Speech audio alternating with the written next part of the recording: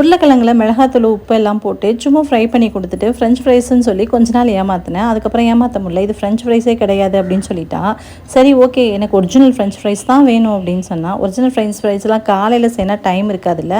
அதை தனித்தனியாக கட் பண்ணி காய வச்சு 2 டைம் ஃப்ரை பண்ணி எடுக்கணும்ல. சரி என்ன பண்ணலான்னு யோசித்தேன். சரி ஓகேட்டு மறுபடியும் ஏமாற்றலான்னு ட்ரை பண்ணியாச்சு.